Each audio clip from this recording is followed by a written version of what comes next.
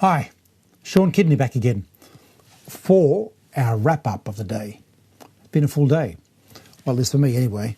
I hope it's been for you. I hope you've found this interesting, stimulating, energising for the task ahead.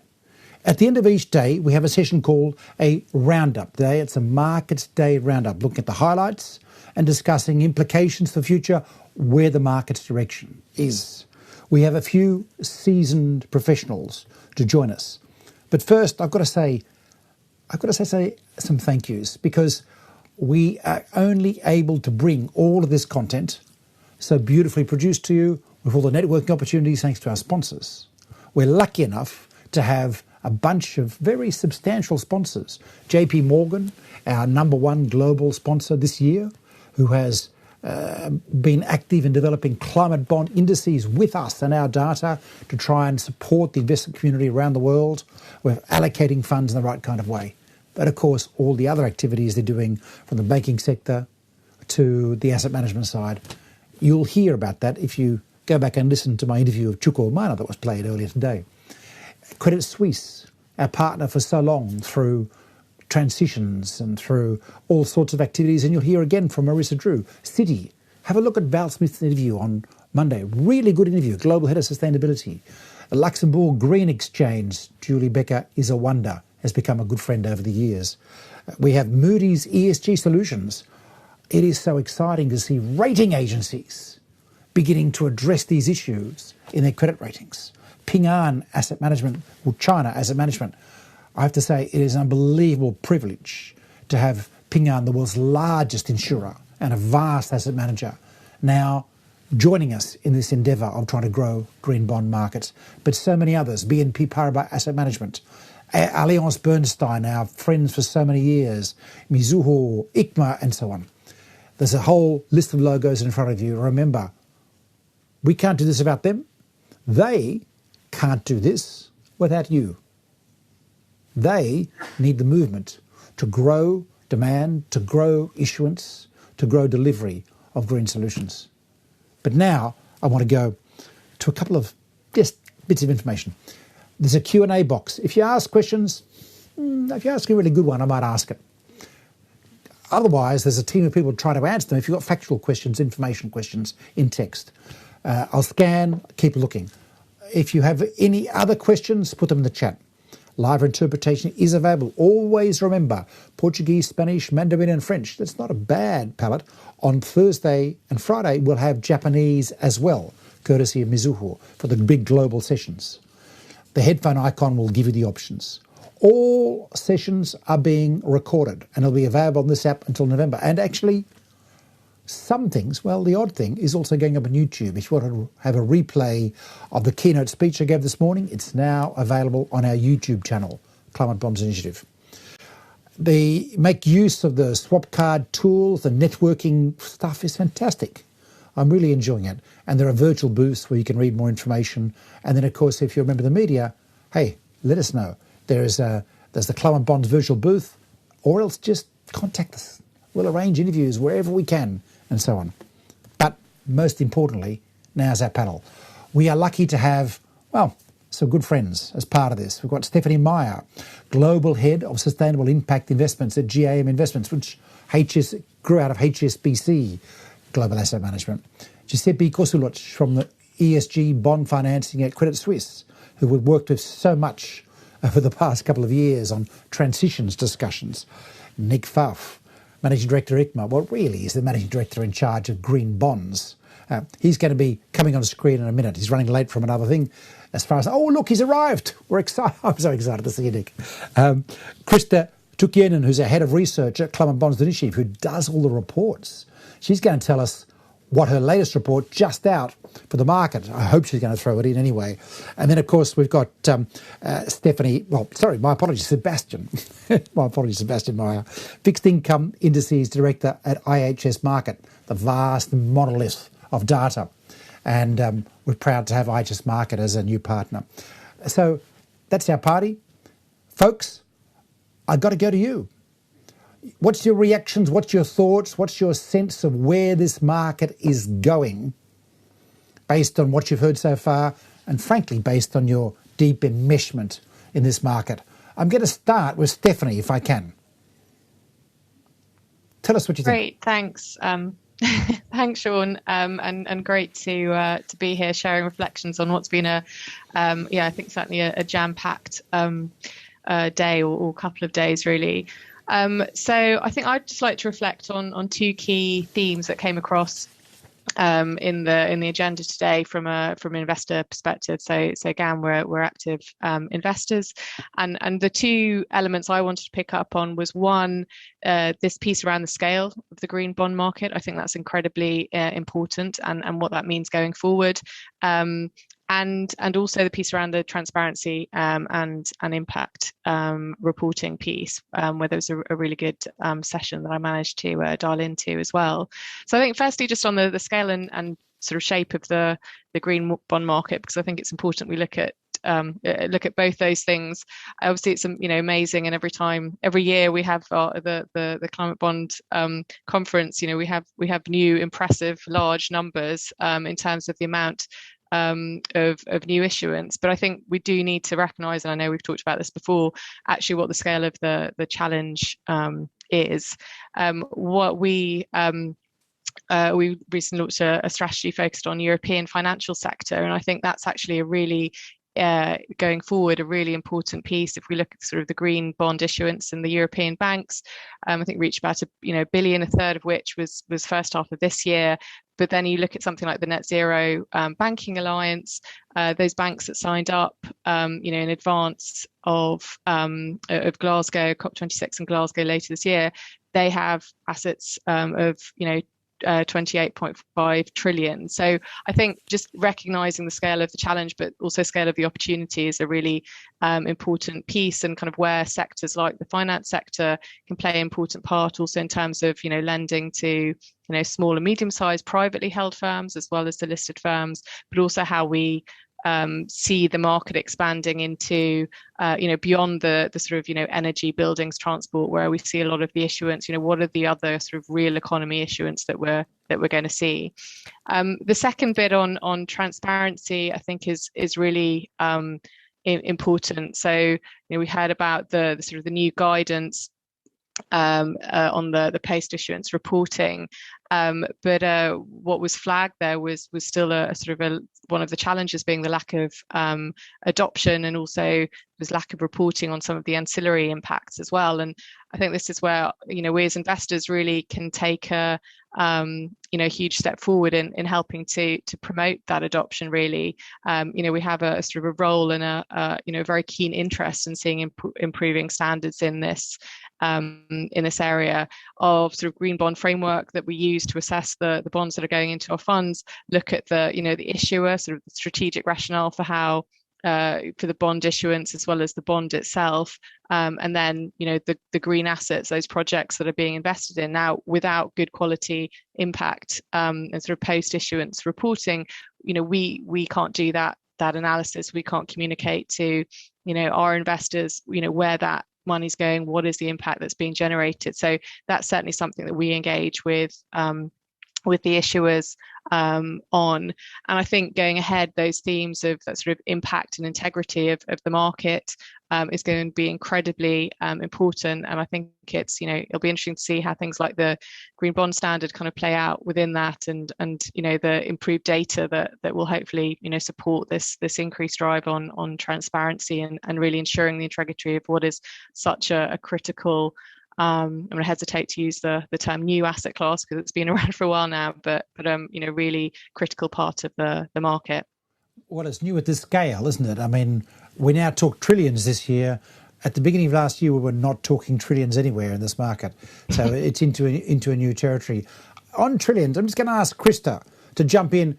Just can I ask you to start off with latest figures and what the year looks like, and then then go into your remarks about the day. Absolutely. Thank you, Sean, and thanks everybody for joining us for one more session today. It's been a great, fantastic, really multifaceted day already. We are looking at a record year, really. We've just published a couple of weeks ago our latest numbers for looking at the first half of this year. At the end of June, we'd already reached about $230 billion worth of green bonds only, and much, much more than that when you take into account the other labeled issuance in there. And we've therefore upgraded our sort of official forecast for this year's green bonds to the $500 billion mark. Now, that's backed up by some of the other things that we've seen. Even just today, the European Union published its next generation EU green bond framework. So we're really at the cusp of sort of starting to mainstream this. And I think this has been the kind of common thread that has run through today's conversations. I'm not going to rephrase everything that Stephanie's just said, but I would just like to reinforce some of those points around really the innovation. We are seeing lots of different types of instruments and solutions to some of the pertinent and persistent issues around data availability, data comparability, and overall transparency definitions that really underpin the credibility of all of these market segments that constitute the sustainable fixed income space. We've also heard lots of calls for collaboration within this conference and broader. I'm really excited to see what the rest of this week brings by way of more detailed conversations about the definitions and harmonization globally, but also look forward to sort of continuing to see where work with sort of initiatives like FOSDA take us. So I'm quite optimistic, and I'll leave it at that for now. Thank you. Optimism is a good place to leave it, Krista. I have to say, a great place to leave it. For those of you that weren't able to listen to all today, we had a session on market growth, which Krista chaired, the fact that we are getting to these big numbers. We had a session on transparency and reporting. We had a session on data issues, and that was the FOSDA, the Future Sustainable Data Alliance coalition that we're involved in with Refinitiv, LSE, Bloomberg and others. And then, of course, we had a session on pricing. Exciting on that question. I'm going to actually go to Giuseppe at this point, and by the way, I'm keeping our speakers on their toes. They don't know who's going to go next. To Giuseppe next, to say, what are you seeing in the market in terms of demand, what do you see the forward is, and in terms of the nature of things like pricing? I don't know if you've got a chance to look at our report that we launched today, but what's your reflection on where this is going?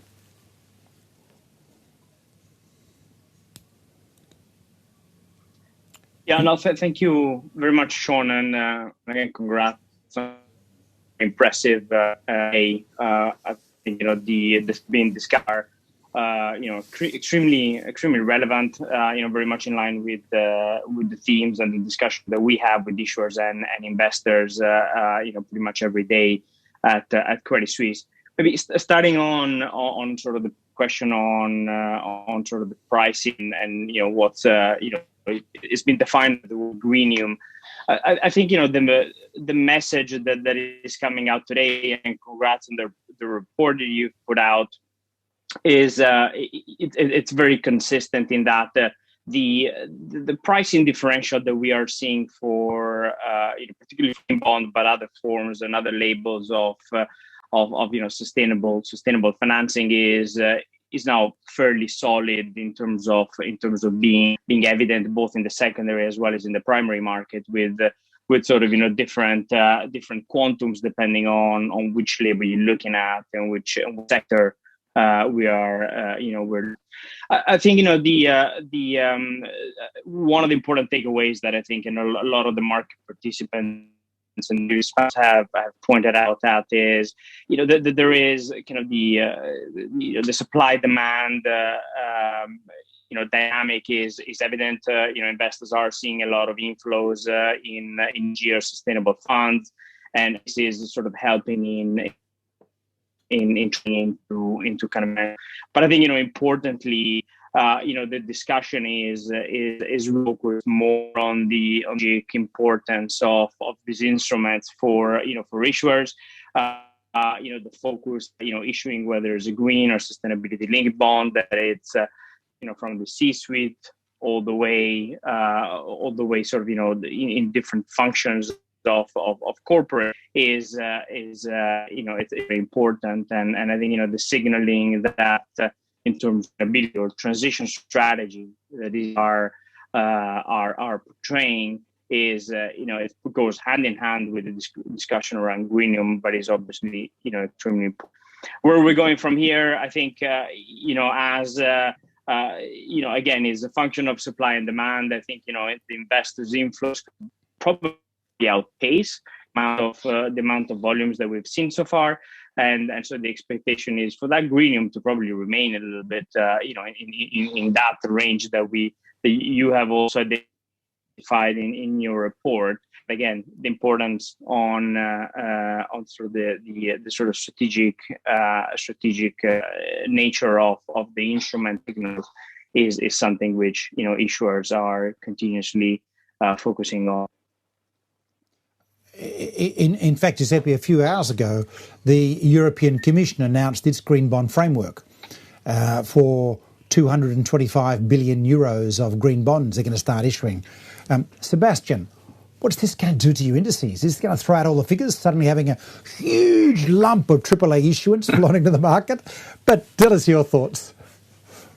Yeah, no, that's a good entry. We have already seen a good amount of issuance from the European Union that have gone into our indices. So as you may know, we launched the iBoxx Green Social Sustainability Indices in summer last year, and they capture about 80% of the green social sustainability market. And yeah, so we're really excited about the fact that the European Union has started issuing primarily social bonds to start with, and now also looking at green bonds. And we already created for the social issuance an index and an ETF together with Wisdom Tree. So very interesting time and really active in this space. So we're really trying to, apart from green, we're trying to capture the whole space, the whole green, social and sustainability principles in our indices. And as I said, it's a large market. We talked about the $1 trillion challenge this morning, and I couldn't agree more. We are now at $1 trillion and still see it has to go a lot further to really achieve what we want to achieve, the net zero goal, which is, as you said, I think a few days ago, it might even take 10 trillion to get there. So yeah, we are really watching the space and building our indices. We're having coverage for euro, dollar, sterling, and Canadian dollar. So primarily the developed markets, but also looking into capturing the EM space. And so we get a lot of traction, a lot of interest from clients on these indices. So funds being launched, ETFs being launched. So that's very exciting, and we see the growth. If you think just year to date, we have seen a volume growth of around 50%. And if we put it in perspective to the iBoxx Euro overall, like the broad iBoxx, the broad Euro bond market, it stands around 5%, but that is growing at a fast pace. And we hear from investors that are really getting interested and excited to set up products and funds and enter into the green social sustainability product. And also, it was quite interesting to hear about the pricing that was discussed today. I think I quite like the fact that Greenium is like a really established thing now.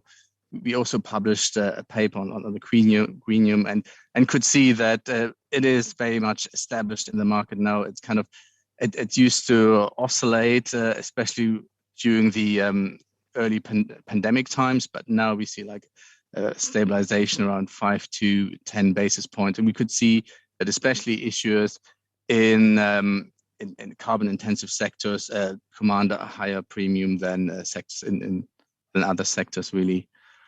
I think coming back to the $1 trillion challenge, we have these use of proceeds bonds, the green bonds that we're talking about, social bonds, sustainability bonds, but we're now also very actively looking at the sustainability linked bonds and also thinking about creating indices on these ones. And the rationale is that obviously the use of proceeds concept is great because you can really track where the money is going, and you can create sub indices depending on the use case, on the kind of the use of money.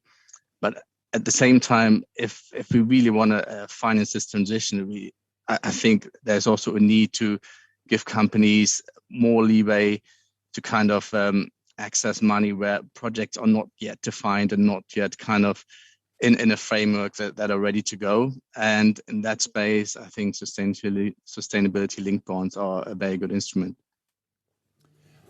And we had a discussion one of the sessions earlier about this entities topic. We're going to launch our own paper around entity certification on Friday with our friends at Credit Suisse.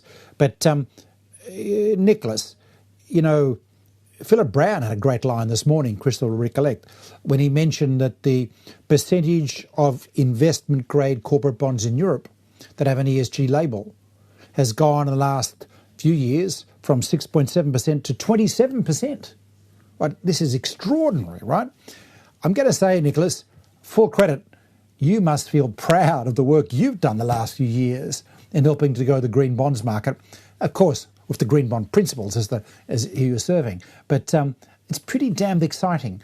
But what's the next? So after today's conversations about transparency, pricing, as Sebastian's just mentioned, and we might come back to that, and the challenges of getting data, including the challenges of digesting the taxonomy work, the regulatory work that's going on around the world. There's a bit of digestion challenges going there. How's this going to pan out in the near future? What's your reflection after today? You always keep the easy questions for me, that's for sure. So first, thank you. I mean, it's a great pleasure to be with the Climate Bond Initiative and to be invited to participate in this panel. And it's always a pleasure to be on any engagement with Sean. First, on the kind words, I mean, I think there are several stakeholders who've really carried forward this market, and we've played our part, ICMA, by supporting and contributing to the vast market initiative which supports the green and social bond principles. We've got more than 400 organizations, both observers and members, and it covers direct market participants like issuers, investors, and intermediaries, but also brings together all the other stakeholders, whether it's the infrastructure providers, whether it's civil society, whether it's non-governmental organizations, et cetera. So I think it's really credit to the entire market, as well as key players such as ICMA and CBI in terms of having taken it forward. I would rebound on the comments actually on three things. One, and you'll forgive me, Sean, if this is not directly related to your question, but it's very interesting to see the EU publish this afternoon its framework for green bonds. I mean, this is potentially transformational. It's 250 billion more of issuance, which is going to come, and this follows already the very significant issuance in the social bond market from the EU in relation to the SURE program. And what is striking from what the EU has published is that, one, like the rest of the market, they're aligning with the standard, which is the green bond principles, and two, of course, they're pointing towards the standard which is under development, like the EU green bond standard and the taxonomy, while also underlining the fact that we don't have an EU GBS for the moment, and it will take probably another 24 months to have one. And secondly, very explicitly, I feel, and this does relate to your point, Sean. It points to the challenge of aligning with the taxonomy. The framework which the EU has issued, references the technical criteria, which is the most objective criteria, and that makes complete sense. But also points to the difficulties of some of the other aspects of the taxonomy, and that's, for example, the do no significant harm. Now, on this question of transparency and data and reporting, and sort of the future of the market, I think we're seeing a bifurcation. Probably not, but I think that's the wrong term. I just say that we're seeing two approaches. We have the traditional approach, which is the use of proceeds one, which is focused on allocation and focused on impact reporting. And we have a lot of track record collectively with that. We have a very robust publication based on the work of the multilateral development banks, which is the harmonized framework for impact reporting, which covers practically all of the high-level categories of the GBP, and is a Bible for I think the market, and on which CBI has been producing some very interesting data in terms of how the reporting is being followed. And then there's this whole question of the entity level, where we're seeing increasing focus of investors not only on use of proceeds but also on the overall commitment of issuers, and then that links to new developments in the market. Kristen was mentioning sustainability-linked bonds, and that's an issuer-level approach. But of course, there's a lot of work being done both in the official sector by ourselves, ICMA and CBI, on transition. And of course, transition is really should be looked at not only on the project but also very much at the level of the issuer. And we have a publication on that now, which is about a year old, which is the Climate Transition Finance Handbook, which focuses again at the entity level. I could say more, but why don't I stop here so I'm not taking too much time? No, it's great, thanks. And we of course had Doris earlier on the transparency reporting. So Doris Kramer from KfW talking about the impact reporting work that GBP has done with ICMA, or through as a result of ICMA's umbrella management of the whole thing. So there's an awful lot of architecture work. The green bond issuance out of the European Union, as you say, does represent some challenges for us. You and I served on the technical expert group last year, trying to come up with taxonomy and green bond standard. Of course, it hasn't gone through. It's still, moving glacially through the processes of the European Commission. But doesn't matter. In a sense, I'm going to say it'd be great to do. We support it. But actually, it hasn't stopped the European Commission coming to market and saying they're fully aligned to green bond principles. That's a win. It's a little bit more work, I think, Stephanie, for you, because you are going to have to do a little bit more due diligence in the second opinion framework or the green bond framework, etc. But essentially, it's growing anyway.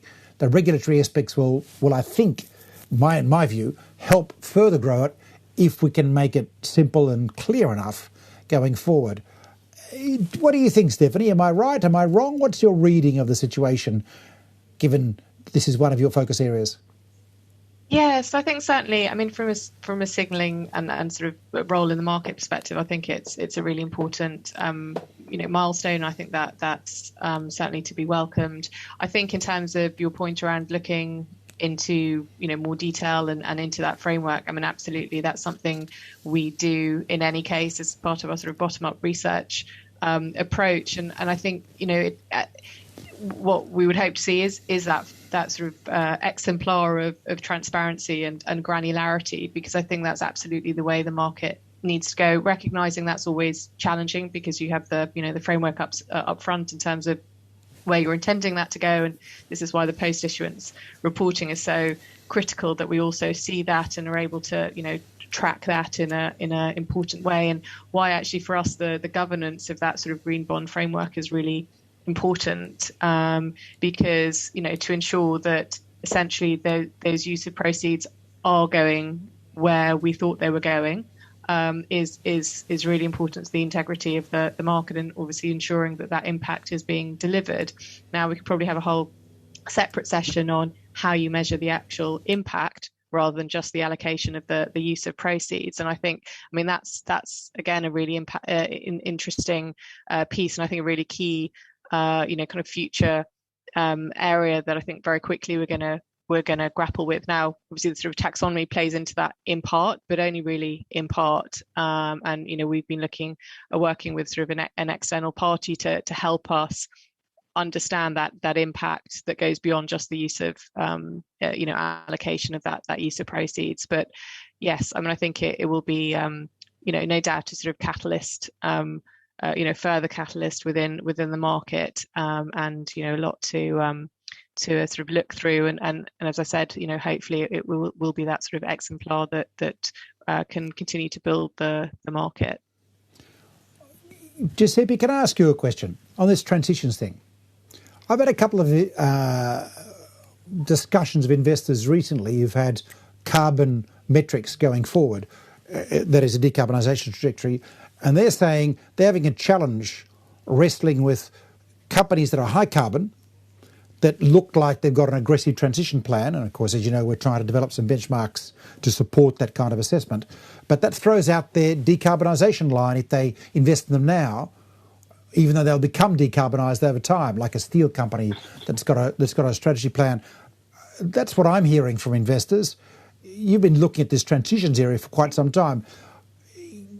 Is that what you're hearing? And can you see how the transitions, the identification of adequately ambitious transitions could free up a lot of investor interest and different models? I mean, what's your reading of the buy side here? And we'll get Stephanie to watch what you say so she can come in a little later on this particular issue. Well, what are you seeing? Thanks, Sean. And also, not a particularly easy question, but I think what we are, seeing at the moment in terms of,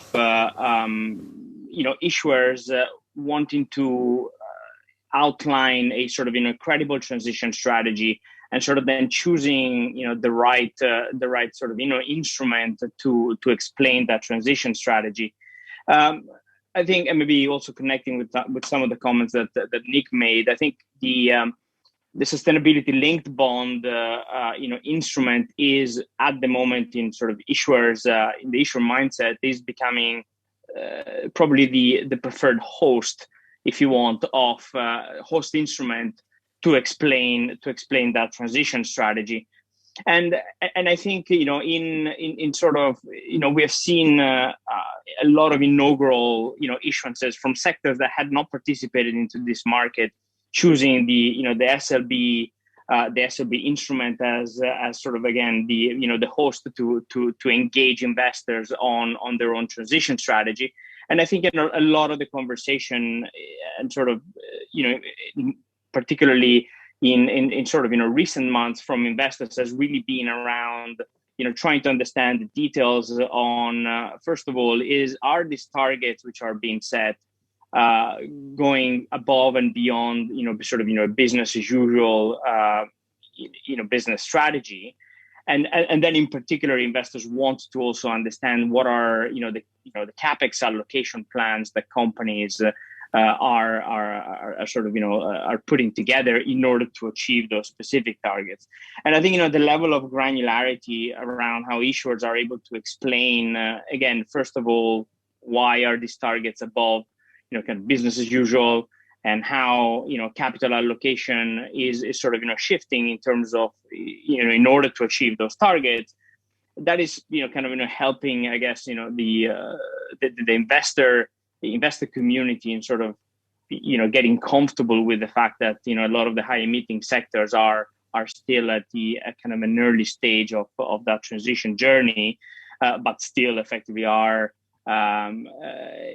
able to credibly sort of access this market and engage the investor community with that sort of medium and long term transition strategy.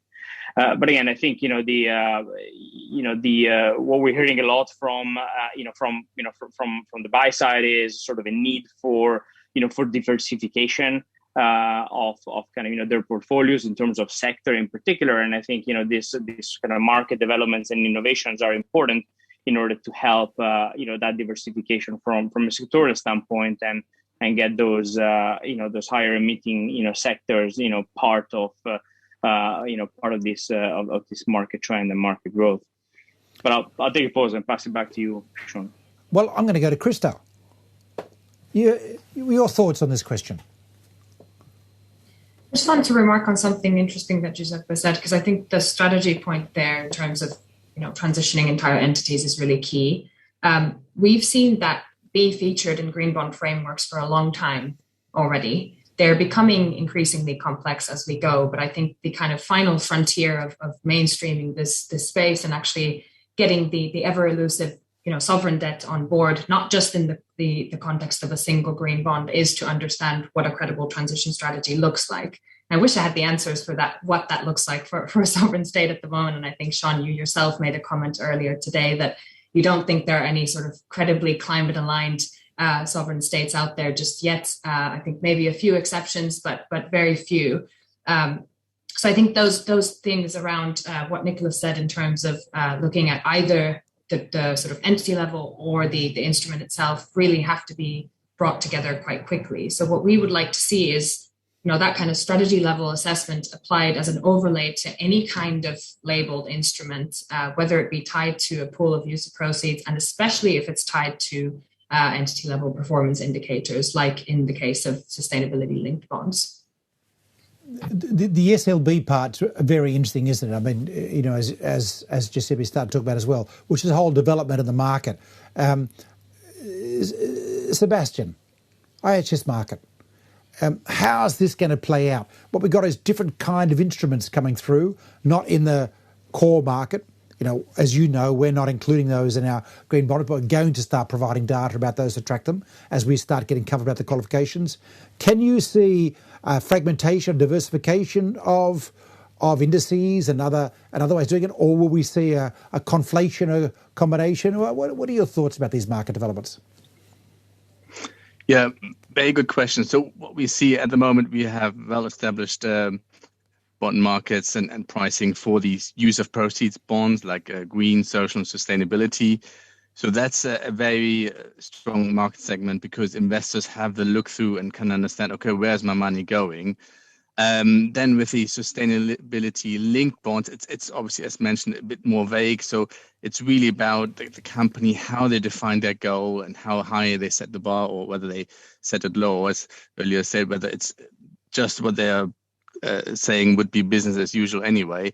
So what my expectation is that the sustainability linked bonds are very much like standard corporate bonds with a bit of added credibility on the ESG side. So what we're seeing, we would most likely, at the moment, we are already treating them like standard corporate or sub-sovereign bonds, and they are part of our iBoxx Euro corporates, iBoxx Euro overall indices. And my view is that we may just go and create new sub-indices for these sustainability-linked bonds to help investors better identify them. But we wouldn't want to mix them with the use of proceeds bonds, because that's obviously a lot more commitment in there where you clearly say and be transparent where the money goes. Sustainability-linked bonds is really aspirational for companies to say, okay, we have this goal.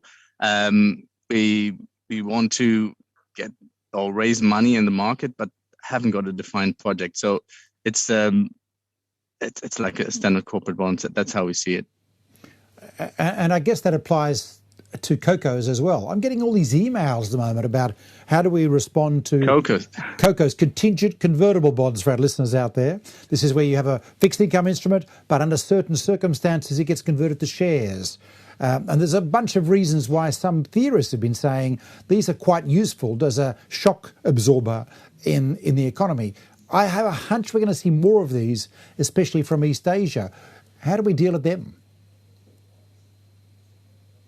I mean, we already have iBoxx contingent convertible indices, and they basically capture all the, COCOs, as you know, it's financials, banks primarily that issue them, and also some insurance companies. And obviously, as you said, it's a capital buffer. It's like lowest rank in the capital hierarchy, but it provides a fairly decent yield with compensating risk.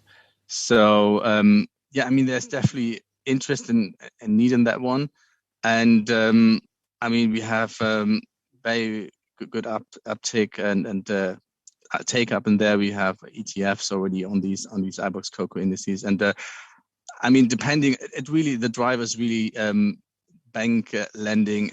If they expand their balance sheets, then there will be more issuance, and especially in East Asia. Yeah, we definitely expect the growth of this market going further. I've got to ask Nicholas. Nicholas, have you got a COCO working group at the GBP yet? I just love the idea of it. But I guess it's pretty standard. The sincere answer is no. And maybe two comments on very what Sebastian was saying is very interesting. I think one on how should we consider SLBs. I think that this is still a very young market, and there's a lot of experimentation going on. But ideally, it should become an SLB should signify and track the overall sustainability commitments of the issuer, and there should be commonality and consistency between an issuer's different SLBs and these overall targets. And, this fits into a transition strategy, but it also, I think creates commonality with an equity type approach, because it gives you, again, this issuer level, this global view on what a company is trying to do, in sustainability. Now, in terms of the use of SLBs in the bank funding market, I'm very cautious because I think the substance of what a bank does is less about the way you track the bank as an entity in terms of its actually the best way to track a bank's commitment is looking at what it's financing, and from that point of view, it seems to me that a green bond or a use of proceeds bond is a much more appropriate instrument.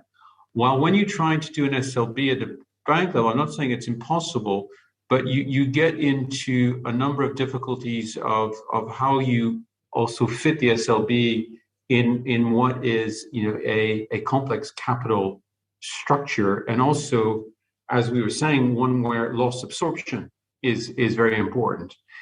And if I'm holding an SLB, I want to be able to continue to track these commitments of the issuer, and even if it does convert to equity, it's not the same thing. I don't have the sort of tracking versus also, one of the key aspects of the SLB, which is the penalty if the targets haven't been met. So just to wrap this up, I would have thought, going forward, it makes more sense generally for banks to continue with use of proceeds instruments, while SLBs are really brilliant for corporates, and they're particularly brilliant for the hard to abate sector in the context of transition.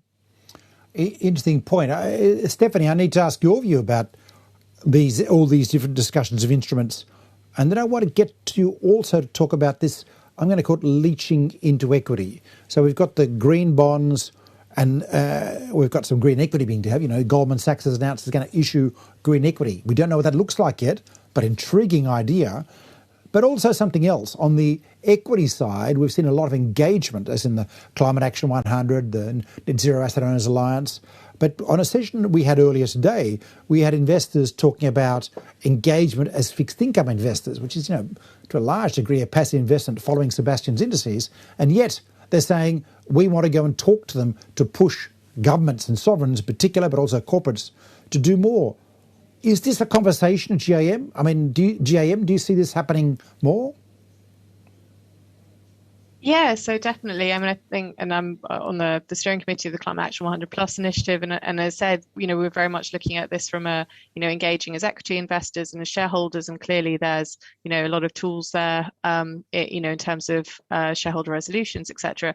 But equally on the fixed income side, engaging as fixed income investors where we're holding the debt is also key. And as I mentioned, in terms of how we're looking at those green bond issuers, within our climate bond fund, then very much we are engaging as fixed income investors with those issuers in terms of their green bond frameworks, how they're governing it, how they're reporting on the use of proceeds. So I think, very much that is part of that, our role as investors to do that. And I think coming back and reflecting on some of the comments before, I think, in particular, I mean, certainly, we see this important for any of the green sustainability social bond issuance, but in particular, I think if we're looking at sustainability linked bonds, is actually that strategic piece at the issuer level. Where do these green or sustainability bond issuance fit within the overall strategic direction of the issuer?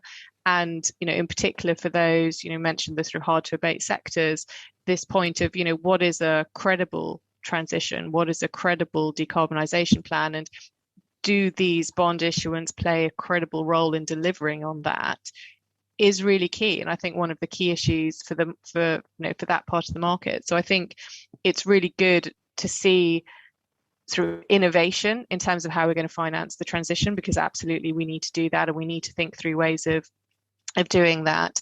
But absolutely, transparency is going to be key to make sure that that continues to be a market that does actually deliver on that impact and isn't just a way of funding another part of a continuing, BAU strategy that isn't going to effectively transition. And that's hard. That's not straightforward. The Climate Action 100 Plus initiative earlier this year, issued a net zero benchmark. A lot of detailed indicators of, how do you go from making a net zero commitment to what that actually looks like in terms of capex plans, etc.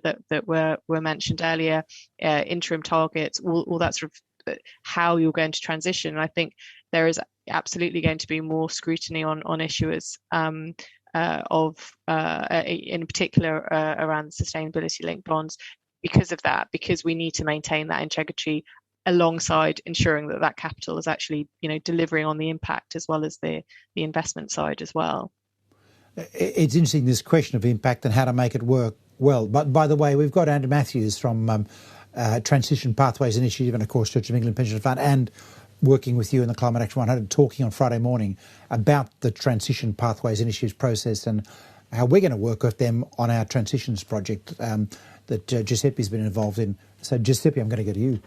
And I'm going to say, picking up this issue of how we engage or how investors are engaging, do you see the issuance community responding positively, or do you see them responding cautiously and saying, oh, hang on, I'm not so sure about this? I'm sort of curious what the client base is doing at the moment, especially in the context of the 2030 commitments that have been made by major economies earlier this year. All major economies have now made pretty substantial 2030 commitments, which changes the political rhetoric and the political dynamic around it, at least.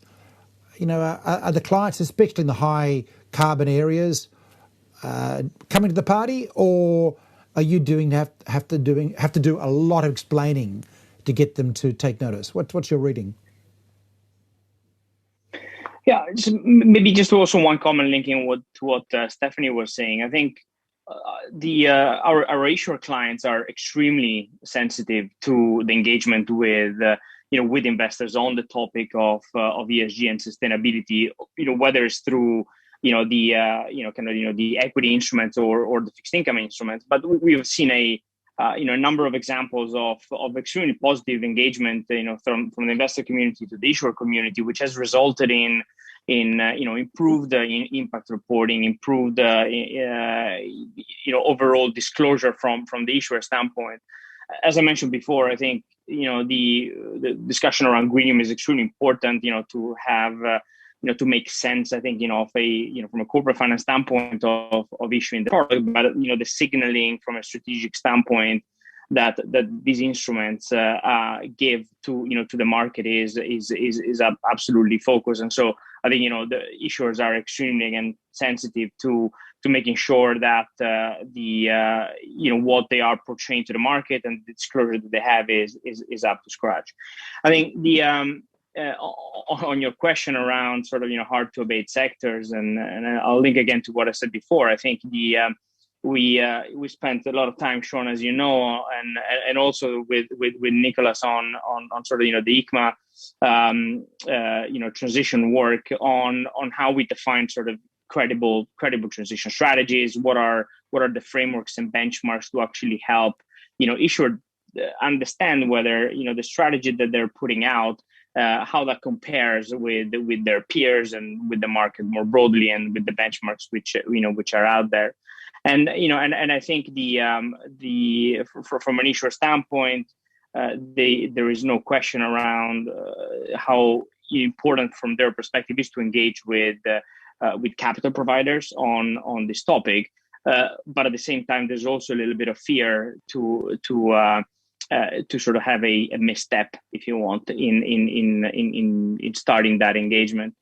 Again, I think the creation of the SLB instrument and Markit has been again important as a host instrument to deploy, to explain those transition strategies, and I think that has been evident in terms of a number of sectors, whether it's oil and gas or the steel sector or the cement sector, that had not really sort of issued in a user proceeds format before coming to market.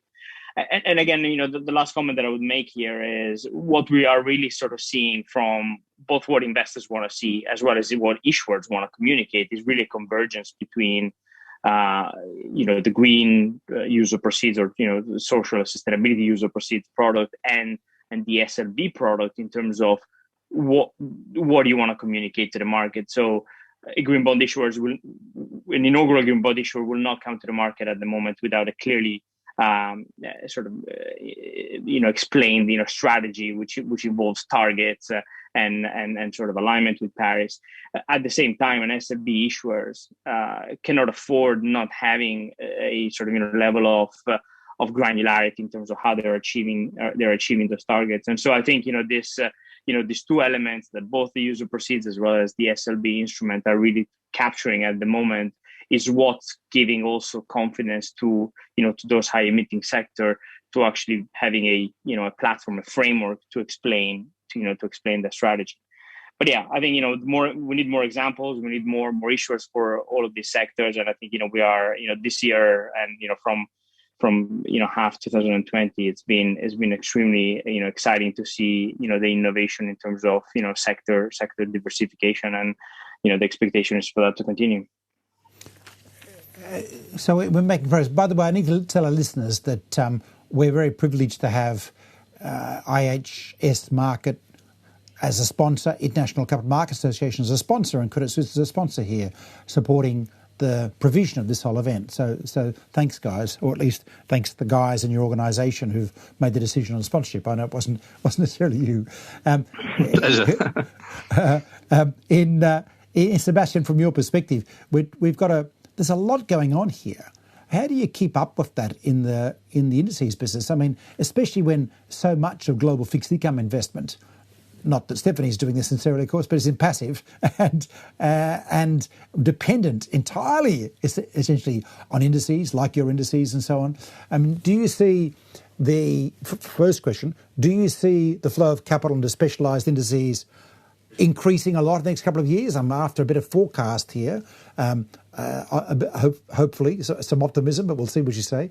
And then, of course, how do you deal with this potential fragmentation? We've heard Giuseppe talk about the need to bring it together, social and green, rather than fragmentation. There's a tension going on now. The EU social program is different to the EU green program, for example. How do you tackle that in IHS Markit? Yeah, so in terms of inflow, we do expect a significant amount of growth in this green, social, sustainable bond space, especially the impact finance is a buzzword, and we're talking to a number of clients to create products. So I definitely see growth there, and there's a lot of appeal, especially in the retail market and the new regulation on transparency that kind of retail investors will kind of have the choice whether they want to invest in impact finance or ESG or the broader segment. So there is an expectation that more money will go towards impact finance, green, social, sustainable, and ESG products. We definitely see a clear growth trajectory there. And in terms of the second question was about how to differentiate between SLBs and the impact finance, green, social, sustainable. I think, first of all, the great thing about the impact funds is well established. It's a growing market in terms of pricing. There's a clear mechanism that we can observe a premium, the greenium. And for the SLB, I think my expectation would be that more and more companies will adopt kind of a sustainability plan, and sustainability linked bonds will definitely grow. And we've seen a lot of growth recently. So that's why we're thinking of creating indices in there. But it really fits more in the broader corporate segment, because our expectation will be, as we are moving towards net zero goals, that more and more companies will look at their individual company level trajectory, how they can get there. And they, more and more of them will, as Giuseppe said, think about putting a sustainability plan project in place to figure out the stepping stones and issue like sustainability linked bonds as they were issuing standard corporate bonds up to now. That is my expectation. Very interesting. Folks, we need to move towards wrapping up the session. I just didn't realise it's already 4 to the hour. Time goes fast. I did have a last question, but I'll put to you, and maybe you can tackle the last remarks, which is around engagement and sovereigns. So in one of the conversations we had earlier in the transparency reporting panel that I was moderating, there was a conversation about the need to take the corporate engagement work that is now a feature of the Climate Action 100 Plus that Stephanie is involved in, for example, into sovereign engagement. How do we work with sovereigns to make them more ambitious in their climate agenda, help them realise there's going to be capital available to meet their policy objectives, and support them, support the positive versions. Now, the question is, will that happen in fixed income space? You know, when I've spoken to a couple of fixed income portfolio managers recently in the sovereign space, they've said it could be about time. It could be about time to have that level of engagement. I'm fascinated by this idea. Maybe next year is the time for that old James Carville quote about, when I die, I want to come back as the bond market because I don't have power to intimidate everyone, to start working between the bond market and sovereigns. I don't know. That's my parting thought. But can I ask you all to give us a parting thought? Comment on that if you like, particularly Nicholas and Stephanie. But give me a parting thought and a thought about opportunity. Remember that the theme of this conference is, what's the opportunity look like? Nicholas, kick us off.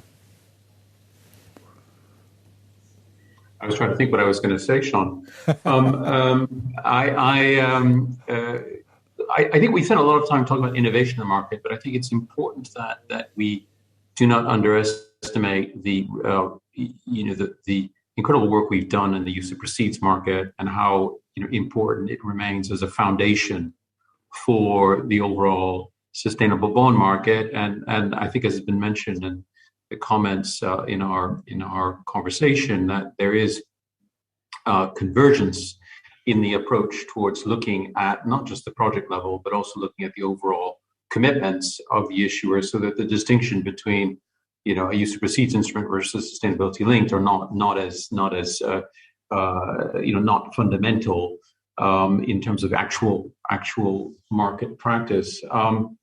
If I had a thought going forward, I would say that one of the big challenges, and this is, you'll be sensitive to this, Sean, because of our work over the last few years with the European Commission. It's, how can we make the really significant work that's been going on in the official sector on taxonomies, but also to a certain extent disclosures, work for the bond market? I mean, one of my concerns is that we have developed tools over the years that actually work. They're not perfect, but they're usable. While I see a divergence between many of the propositions, and unfortunately this is particularly true in Europe, from the official sector, with the aim of increasing the integrity of the market, for example, on project selection or again on disclosure, but just unfortunately the way these things are being put together, these regulations are being put together, they're difficult to use, and the output is not necessarily moving the dial forward with respect to the real issue, which is sustainability. And so to summarize, I'd like the official sector and the market to come closer together in terms of making sure that our approaches actually are compatible. Fair enough. Thank you. Good comments, Nicholas. Stephanie, I'll go to you and then I'll go to Krista, Sebastian and Giuseppe, just so people can prepare. Stephanie. Yeah, so briefly on your question, I think absolutely as investors, we've been sending messages to governments around encouraging them to set that policy framework, particularly on climate. I think the time is now for a sort of more of a two-way dialogue on that. So certainly something that I expect to see more of, and we're certainly involved in as well. I think in terms of that going forward piece, and perhaps you're asked for something optimistic. I mean, I absolutely am optimistic about this about this market. We've heard a lot about the innovation. It will continue to innovate, but as I said at the outset, I think there's sort of two key elements of that is just making sure we're focusing on the impact, and through that making sure that it's that we have the integrity as well, that we preserve that, because that will absolutely be key to continuing to grow the market, to deliver on the impact that let's be honest, we all need this market to help in terms of financing the transition and other sustainability goals as well. Thank you. Krista. Thanks, Sean. I want to echo something that Nick said about the growth and kind of just being proud of what we've achieved. So in the first half of the year, it wasn't just the 230 billion green bonds, it was $500 billion of all kinds of labeled thematic sustainable debt issuance, including new sovereigns. And we're seeing more come through. This next generation EU green bond issuance is very, very welcome, and it's going in the right direction. To quote Philip Brown from a prep call that we had for one of these sessions, this market is now like a fast-growing adolescent, and I really like that, so I wanted to bring that to the fore. I think the opportunity is indeed in transitions, and it doesn't really matter what the label is, what the ice cream flavor is, as long as they are ambitious and impactful. So thank you, Stephanie, for highlighting that too. Thanks. Thanks. And you're holding to your estimate for the year, Krista, right? We're going to get 80% growth, is that right? Yeah, maybe even more. So definitely $500 billion of green only, and then we see if we cross the $1 trillion in total labeled issuance on an annual basis. So we're very, very optimistic. Stay tuned to find out. Sebastian, good news for you and Dirk. Over to you. Yeah, definitely. We're very excited about the market development and the growth. And the interesting element that we looked at that is very pleasing is back in 2018, there were maybe like 150 issuers in the green, social, sustainable, like impact space. But now we're talking more than 500 issuers. So that the breadth, the adoption of it is remarkable. And many, many companies are looking to come to the market. And that just shows that the whole concept, the idea goes in the right direction. And there's more and better things to come. Good way to finish. Giuseppe, take us out. Yeah, I would also echo the comment around sort of the need for all the market participants really to feel, very proud in terms of where we are now in this market. When I started looking at this space, I remember, talking to issuers that we had just crossed the 100 billion mark. So, in not even 3 years, we're definitely in a space which is kind of representative of the importance of the topic. I think the other thing to be proud of is sort of the innovation and diversification. So this market has allowed different sectors that are in definite need of transition to come to the market and engage through this product with investors. And so the whole real sort of broad concept of transition is really being captured by a number of these products and market developments that we're all creating. And so I think the continuation of that is definitely important. But again, to Nick's point, is also important to standardize in a way this innovation and ensure that there is sort of a kind of a level playing field that all issuers and investors can refer to. It's been a big day. We've covered quite a lot of territory, and we've covered quite a lot of territory in this session, haven't we, really? Thank you, Stephanie, Giuseppe, Nicholas, Sebastian, Krista, for joining us this afternoon in European time. Very different time for all our listeners, of course, in Asia and in the US. Note that this is recorded. You will, if you're interested in the session, be listening to this possibly 2 weeks away or 2 months away. And Nicholas, you'll be pleased to know you're going to become a YouTube star by the time we finish all of this, because this is what happens to this content. Thank you for today's session. Tomorrow, we've got a session on regionals. There are a bunch of sessions, a whole session on China, on ASEAN, on Africa, on Brazil, on Spanish-speaking Latin America and the Caribbean, and on the USA to wrap up the day, which is the big elephant coming to the party. Already a big market. It's going to be huge going forward. And of course, we've got the launch of our electrical and grids criteria with Vera Brunzel from Tenant and Monty Howard from the European Investment Bank in the morning. There's a lot on. And then, of course, our Global Day next day and Transitions Day the day after. Please do join us. But look, above all, please, as our panel are doing, work to grow engagement with capital with climate solutions. We've got a world to fix, an economy to fix, a society to fix, infrastructure to build. We need the capital to flow. That's what this market's all about. So good luck creating the world that we want our children to live in.